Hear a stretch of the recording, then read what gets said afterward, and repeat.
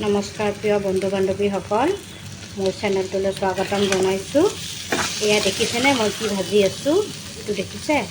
মই আৰম্ভণিৰ পৰা দেখুওৱা নহ'ল। কঁঠালৰ যিটো ডিলা থাকে, পকা কঁঠালৰ যিটো মাজৰ অংশটো যে কি কয় নাজানো, আমি কিন্তু কঁঠালৰ ডিলা বুলি কওঁ। সেইটোকে অকণমান বেয়া আছিলে, কাটি এইখিনি বনালোঁ। এয়া আপোনাৰ দেখিছেনে, এইকেইটা এনেকৈ পিচ পিচ কৰি লৈছোঁ। ওপৰত অকণমান লাহেকৈ পাতলকৈ বাকলি অলপ গুচাই লৈছোঁ, গুচাই পিনে কাটি লৈছোঁ এনেকৈ লৈ ইয়াত অলপ তেল দি এনেকৈ ভাজি লৈছোঁ। এই ভাজি লৈ পিনে কাঢ়ি থ'ম। কাঢ়ি থৈ এয়া নহৰু, অকণমান আদা, এইটো অকণমানি পিঁয়াজ, বেছি নাই যে সেইকাৰণে এইটো এটা পিঁয়াজ কেঁচা, এইটো গোটা ৰাখিছোঁ। আৰু ইয়াতে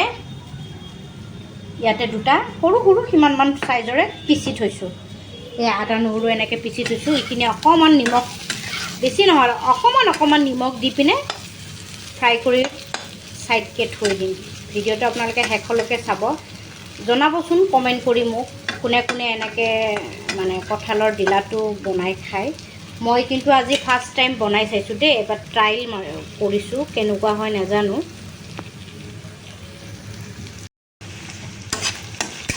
দেখিছেনে, তেল দি পিনে মই ইয়াতে পিচি থোৱা পিঁয়াজখিনি আৰু এটা সৰুছে পিঁয়াজ থৈছিলোঁ যে সেইখিনি অকণমান কাটি দিলোঁ।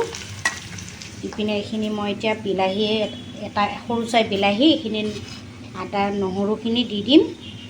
ইয়াতে নহৰুখিনি দি দিম, আদাখিনি দি দিম। দেখিছেনে অকণমান পিচকেইটা কেনেকুৱা কাঁচকলৰ নিচিনা লাগিছে। এইটো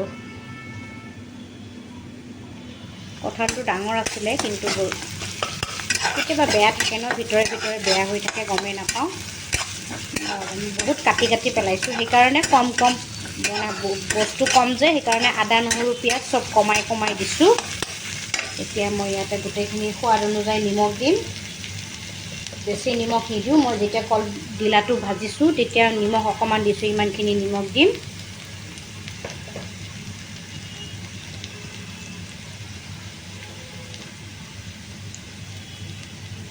এতিয়া হালধি অকণ দিছোঁ।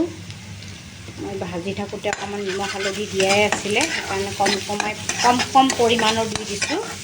যিহেতু বেছি বস্তু নাই, বেছি থাকিলে দিব পাৰি, কম বস্তু থাকিলে দিব নোৱাৰি। এয়া জিৰাৰ গুড়ি, অকণমান ধনিয়াৰ গুড়ি দি দিম।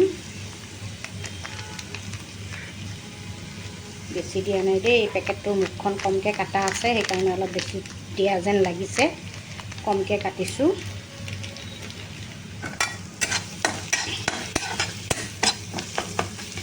এতিয়া বিলাহীখিনি ঢালি দিম।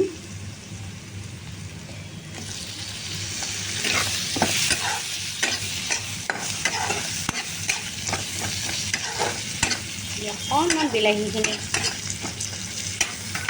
জপিব দিম। জপাৰ পিছত মই মানে কি কয় এইটো, কঁঠালৰ মানে ডিলাটো ইয়াতে ঢালি দিম। বিশেষ এটা মছলা নাই দিয়া, জিৰা গুড়ি, ধনিয়া গুড়ি।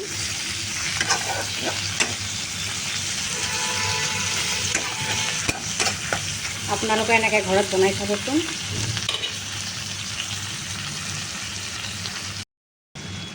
মোৰ মছলাখিনি এনেকুৱা হৈ গ'ল।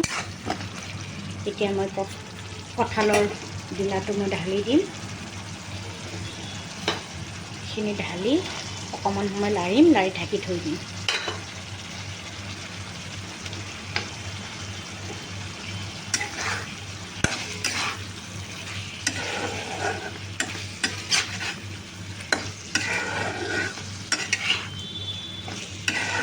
মছলাখিনি ভিতৰত সোমাবৰ কাৰণে অকণমান ঢাকি ৰাখিম।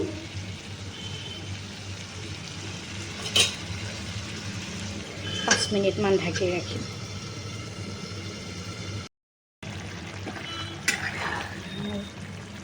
দেখিছে কঁঠালৰ ডিলা হৈ গ'ল। অকণমান পানী ঢালি অলপ গ্ৰেভিৰ নিচিনা কৰিছোঁ। চাওক, কালাৰটো বৰ ধুনীয়া হৈছে। গম নাপায় কঁঠালৰ ডিলা বুলি, মানে কিবা বেলেগ এনে আলু চালু বা কাচকল এনেকুৱা ধৰণৰ যেন লাগে। কোমল হৈ গৈছে দেই, সিজিছে। এয়া চাওক, দেখিছেনে? এয়া একদম সিজি গৈছে, বেছি কষ্ট নাই, ইমান ভাজিবও নালাগে অকণমান এনেকৈ। দেখিছে কালাৰটো? ৰ'ব, এয়া চাওক, গোন্ধটো বৰ ধুনীয়া ওলাইছে। যিসকল ভিডিঅ'টো মোৰ চাই আছে, লাইক কমেণ্ট শ্বেয়াৰ কৰিব আৰু নতুনকৈ চাই থকাসকলে ছাবস্ক্ৰাইব কৰি দিব। ভিডিঅ'টো শেষলৈকে চাই থকাৰ বাবে ধন্যবাদ সকলোকে।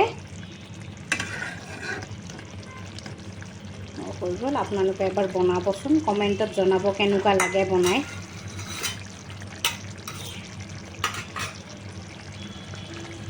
গেছটো অফ কৰি দিলোঁ। এনেকুৱা হোৱাৰ পিছতে